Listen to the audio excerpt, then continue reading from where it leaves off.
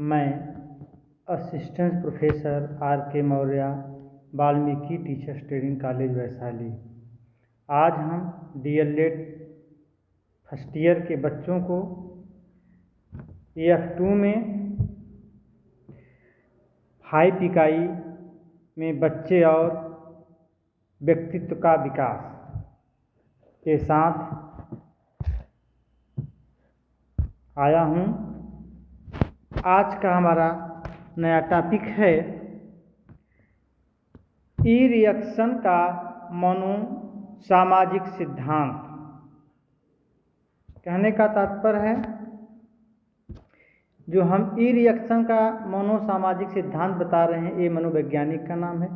इनके अनुसार बच्चों को जो व्यवस्था परिवार से दिया जा रहा है या मिल रहा है, उनके द्वारा बच्चों को कैसे सिखाया जाएगा। ई रिएक्शन का मनोसामाजिक सिद्धांत एक अमेरिकी मनोवैज्ञानिक थे, जिनका जन्म जर्मनी में हुआ था। अब जो ई रिएक्शन का जन्म कहाँ हुआ था, ये अमेरिका के मनोवैज्ञानिक थे, जिनका जन्म जर्मनी में हुआ था।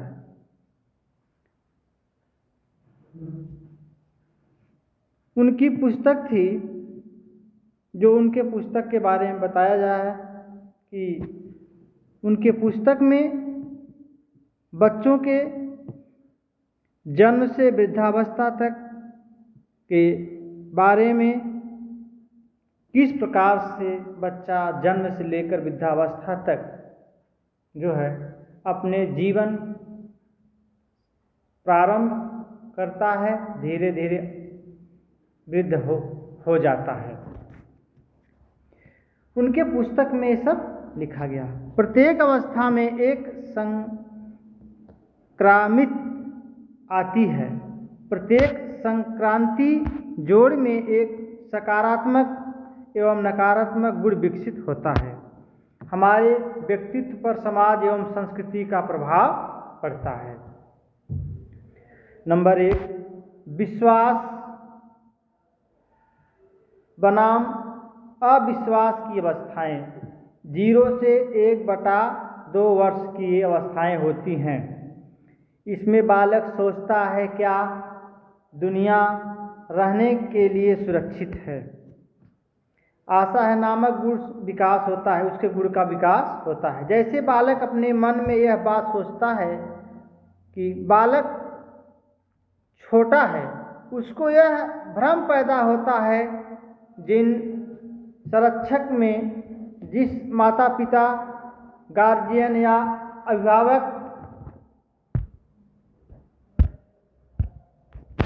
के संरक्षण में हम रह रहे हैं, क्या यह दुनिया, इसमें हम सुरक्षित हैं, हमारे जान का कोई सुरक्षा है।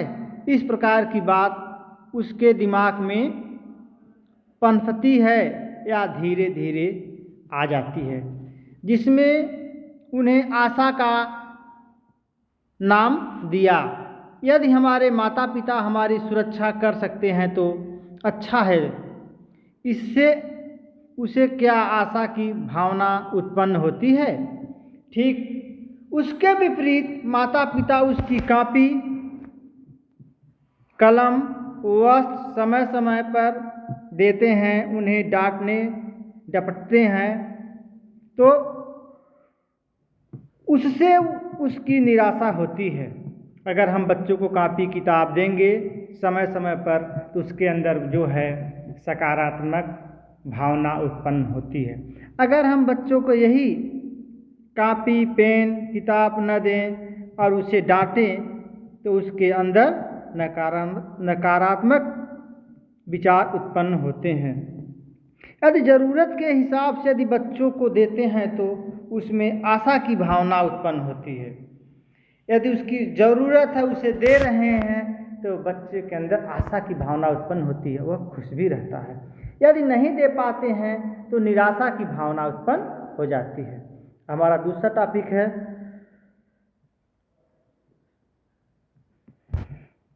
संदेह। 1 सही 1/2 वर्ष के बच्चों में संदेह जब कैसे उत्पन्न होता है।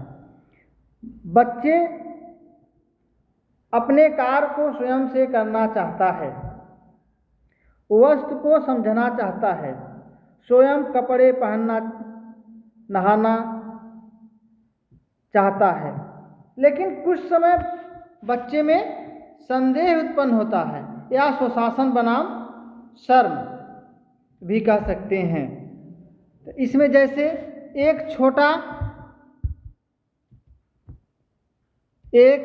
बच्चा 3 वर्ष का बच्चा है, वह कोशिश करता है कि जितना हो सके वह अपने कार्य को कर सके, और उसकी मम्मी कपड़ा पहनाती है तो वह सोचता है कि अपने से पहन लेंगे, तो वह प्रयास करता रहता है। जैसे कुछ और कार्य में वे उसके अभिभावक उसको छोटा समझकर कार्य दे देते हैं तो बच्चा कार्य में धीरे धीरे करना शुरू कर देता है। यह कार्य अगर नहीं कर सकता है तो क्या हमेशा के लिए हमारी कोई व्यक्तित्व सहायता करेगा? वह सोचता है कि क्या हमारे लिए कोई सहायता कर सकता है। हाँ, जो व्यक्ति या अभिभावक उसके कार्य को देते हैं तो देखते रहते हैं क्या बालक कार्य कर पा रहा है कि नहीं कर पा रहा है, तो उसको सिखाने का प्रयास करते हैं। यदि कोई सहायता करेगा तो यह उसको भ्रम पैदा होता है। 3 वर्ष की बालक में यह भ्रम पैदा होता रहता है। कहने का मतलब 3 वर्ष के बालक के अंदर भ्रम पैदा होता रहता है। सकारात्मक, अगला हेडिंग है सकारात्मक। यदि उसके माता पिता उसके बात को समझते हैं या उसके भावनाओं को समझते हैं तो उसमें एक अच्छी गुण पैदा होती है। अच्छा बच्चा को लगता है। अगर उसके भावनाओं को नहीं समझ पाते हैं और संतुष्ट नहीं कर पाते हैं तो बच्चा के अंदर सकारात्मक भावना उत्पन्न नहीं हो पाता है। यदि हम उसको बच्चे को अच्छी बात बताते हैं, अच्छा वातावरण में ले जाते हैं तो बच्चा वही अच्छी बात को सीखता है अपने अभिभावक, अपने गार्जियन या स्कूल या अध्यापक के माध्यम से। हमारा अगला टॉपिक है तीसरा, शुरुआत बनाम अपराध बोध। कहने का मतलब 3 से 6 वर्ष में बालक का जो अपराध होता है उसमें है नंबर 1, वह बहुत प्रश्न करता है। छोटे जब बालक होते हैं 3 से 6 साल तक के, उसमें अनेक प्रकार से प्रश्न करता है और योजना बनाता है नाना प्रकार से। मना करने पर कार्य को पूछ कर करता है और खूब खेलना चाहता है, दौड़ना चाहता है अपने समूह के साथ रहकर।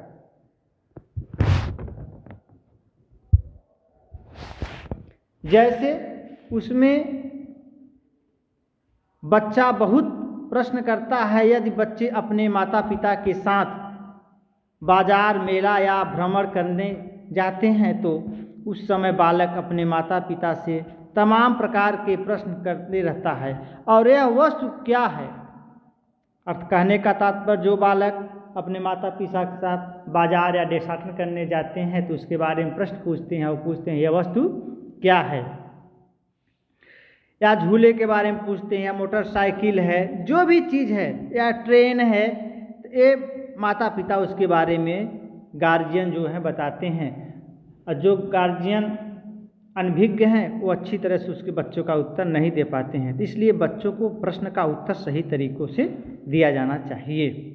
अर्थात उसके अंदर जिज्ञासा प्रवृत्ति उत्पन्न हो रही है तो उसे समाप्त न किया जाए, उसको जिज्ञासा को बढ़ाया जाए, उसके प्रश्न के उत्तर दिया जाए ताकि उसकी जिज्ञासा प्रश्न के उत्तर सुनकर शांत हो जाए।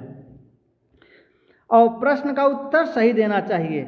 हर माता पिता को उनकी जिज्ञासा को बनाना रखना चाहिए ताकि वह शांत हो सके। यदि उसके माता पिता इस जिज्ञासा को शांत नहीं कर पा रहे हैं तो बच्चा आगे चलकर अच्छे ढंग से वह कार्य को नहीं कर पाएगा। इस प्रकार बच्चे गुड्डों का खेल, गुड़ियों का खेल, छोटे छोटे टुकड़ों का खेल खेलना चाहते हैं। यदि बच्चा को खेलने दिया जाए तो प्रश्न का जवाब दिया जाए तो अपराध की भावना उत्पन्न कम होती है। फिर मेहनत बनाम हीन भावना, अगला हेडिंग है मेहनत बनाम हीन भावना। 6 से 12 वर्ष तक अपनी योग्यता और मेहनत दूसरे को दिखाना चाहता है। कहने का तात्पर्य जो 6 से 12 वर्ष का बालक होता है वो खूब परिश्रम करता है, उसे एक अच्छी दिशा मिल रही है तो, और अपने को दर्शाना चाहता है कि एक हम अच्छे बालक हैं। जैसे बालक जब स्कूल जाने लगता है तो वह अपनी योग्यता के अनुसार मेहनत करने लगता है और मेहनत का दूसरों का दिखाना चाहता है कि हम भी तुमसे कम नहीं हैं। अभिभावक को, शिक्षक को यदि कक्षा में कोई शिक्षा अच्छा प्रश्न कर रहा है तो उस प्रश्न को उत्तर देकर संतुष्ट करना चाहिए बच्चों को। सबसे पहले उत्तर देने वाले बालक को जो है अगर प्रश्न का सही उत्तर दे रहा है तो उसे धन्य देना चाहिए, अर्थात कम समय में सही उत्तर बालक दे रहा है तो वह कक्षा में हीरो नायक बनना चाहता है, उसमें एक क्षमता विकसित हो जाता है। यदि शिक्षक कोई प्रश्न बनाने के लिए देते हैं तो वह कहता है कि इस प्रश्न का हम बना लेंगे। हमारा अगला टॉपिक है पहचान बनाम भूमिका अर्थात भ्रांति। 12 से 20 वर्ष तक वह समाज में अपनी पहचान बनाना चाहता है कि उसकी अलग अलग कैसे पहचान होगी। बालक एक अच्छा कार्य कर अपने को प्रदर्शित करना चाहता है कि हमारा गांव में, समाज में पहचान बनी रहे। यह किशोरावस्था के अंतर्गत आता है। इस अवस्था में बच्चे के जो है गलत और सही का निर्णय नहीं ले पाते हैं।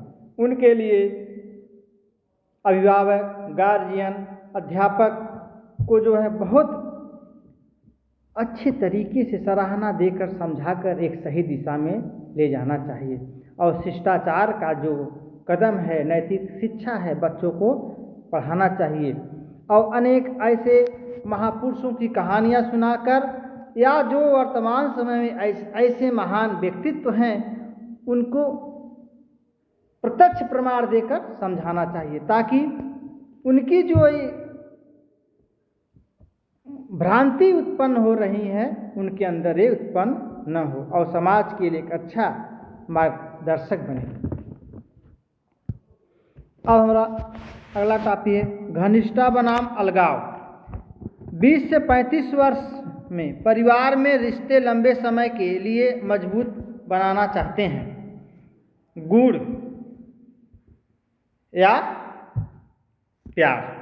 वह परिवार में रिश्ते लंबी समय के लिए मजबूत बनाना चाहते हैं और यदि बना लेते हैं तो इस प्रकार का जो गुण है या प्यार अर्थात स्नेह की भावना विकसित हो जाती है।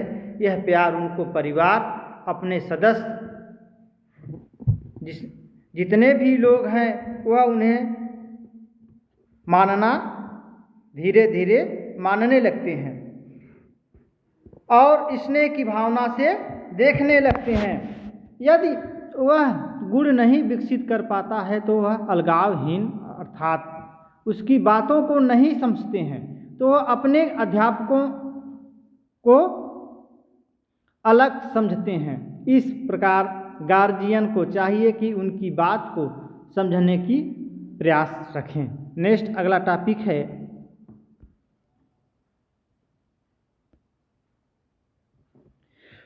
उत्पादकता बनाम जड़ता अर्थात 35 से 65 वर्ष।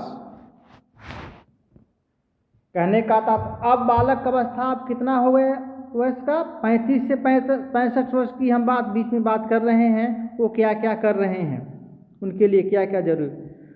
उत्पादकता बनाम जड़ता है जिसकी आयु सीमा अर्थात 35 से 65 वर्ष में व्यक्ति अपना नाम कमाना चाहता है। वह सोचता है कि मेरे नाम का प्रसिद्धि हो, मेरे गांव, समाज, राज्य, देश तथा विदेश में मेरा नाम हो, अर्थात मेरा नाम का रोशन हो, जो चारों तरफ लोग हमें पूछें बालक इस प्रकार जो है व्यक्ति इस प्रकार अपने को सोचता है और यह करने का प्रयास करता है और अच्छे नागरिक बनने का हमेशा वो प्रयास में लगा रहता है और एक दूसरे की अच्छे चीज़ को सीखने का प्रयास करता रहता है अपने संस्कार के अनुसार। वह एक दूसरे से सहयोग सहानुभूति का व्यवहार रखें, अर्थात समाज में नाम कमाने के लिए कठिनाइयों से झेलना पड़ता है। परिवार के अलगाव की भावना भी उत्पन्न हो सकती है, क्योंकि देश की सेवा करते समय अपने परिवार से बिछुड़ना पड़ता है तो ग्राम देश विदेश का नाम रोशन होता है। और मेरे पास ईश्वर ने कुछ दिया है तो उसे दान करूँगा तो लोग मुझे जानेंगे। इससे एक गुण विकसित होता है जो सुरक्षा अर्थात सुरक्षा के दृष्टि से अच्छा होता है और इसी के सहारे अपने को विकसित करना चाहता है। अगला टॉपिक है अहम बनाम निराशा। 65 वर्ष के बाद व्यक्ति सोचता है जीवन में मैंने सफल रहा कि नहीं, पूरी जिंदगी मैंने क्या किया। कहने का तात्पर्य है वो बाल्यावस्था से लेकर 65 वर्ष तक वह यह सोचता है कि मैंने अपने जीवन में क्या किया और जो किया वह अच्छा किया कि अच्छा नहीं किया, मैंने ठीक किया कि नहीं। व्यक्ति सोचता है जीवन में मैंने सफल रहा कि नहीं, पूरी जिंदगी मैंने क्या किया, क्या मैंने सही किया। तमाम प्रकार वह व्यक्ति अपने बारे में सोचता रहता है, अर्थात वह स्वयं से प्रश्न पूछता रहता है। एक तरह से हम कह सकते हैं कि स्व मूल्यांकन करते वक्त उसको याद आया कि हमने ऐसे चीज़ अपने जीवन में जो किया क्या वह ठीक किया या नहीं। वे स्वयं प्रश्न भी पूछता है और स्वयं उत्तर भी देता है। अधिकांश यह जो 65 वर्ष के बाद वृद्ध मनुष्य होते हैं वो अपने को इस प्रकार का एकांत में कभी कभी उसके बारे में, पिछली जिंदगी के बारे में सोचते रहते हैं। जैसे मान लीजिए किसी व्यक्ति के पास 2 पुत्र हों, शुरू में वह अपने को बड़े पुत्र को ज़्यादा मानता है, किसी कारणवश अपने छोटे पुत्र को नहीं मानता है तो धीरे धीरे उसका भ्रम बढ़ती जाती है। जब वह व्यक्ति का भ्रम ढल जाती है तो मृत्यु के करीब आता है तो उस समय अपने छोटे बच्चों को मानने लगता है, सोचता है कि बच्चा था, गलती किया। जब व्यक्ति की उम्र किशोर था तब उसकी प्रौढ़ावस्था, इसकी बात जब ज़्यादा वृद्ध हो जाती है तो अपने बच्चे के प्रति संवेदन भावना प्रेम ज़्यादा करने लगता है और दोनों बच्चों को मानने लगता है। हम अपने समाज यदि तो देखते हैं कि ऐसा अनेक देखने को मिलता है। जब वृद्ध लोग किशोरावस्था के बाद अपने दोनों बच्चे में थोड़ा सा भेदभाव करते हैं, जब उनकी अवस्था 65 साल 70 साल की अवस्था हो जाती है अपनी पश्चाताप करते हैं और दोनों बच्चों को बुलाकर समझाते हैं कि आप लोग अच्छे से रहिए, हमने आपके साथ जो थोड़ा बहुत गलतियां किया है आप लोग हमें माफ़ कर दिए। तो बच्चा अगर समझदार है तो वो समझता है नहीं, हमारे पिताजी हमारे साथ एक अच्छा व्यवहार किए हैं, हमें कोई इसकी जो है इससे दिक्कत नहीं है, और कहता है पिताजी आप खुश रहिए, संतुष्ट रहिए, आप हमारे प्रति निश्चिंत होकर आप रहिए, आप हैं तो सारी दुनिया है, अगर आप नहीं तो सारी दुनिया हमारे लिए मर गई है। इस प्रकार एक अच्छा लायक सपूत अपने पिता के लिए वह कहता है। अगर यहीं पर कोई बच्चा थोड़ा सा नालायकी करता है तो अपने पिता को झकोरता और कहता है आपने उस समय तो हमें अलगा दिया, हमें नहीं माना या हमें जायदाद कम दिया, और अब जब वृद्धावस्था आ गया था हमारे पास आ रहे हैं, हमें समझा रहे हैं, तो उस समय आपकी बुद्धि कहाँ गई थी। इस प्रकार से हम यह कहेंगे कि वृद्धावस्था में पिता अर्थात वृद्ध व्यक्ति जो है अपने पीछे किए हुए सारे कार्य को मूल्यांकन करता है, वह पश्चाताप करता है और सोचता है कि आज से हम बच्चों को सही राह दिखाएंगे। आज पर हमारा टॉपिक यहीं समाप्त हुआ। धन्यवाद। हम अगले नए टॉपिक के साथ आएंगे।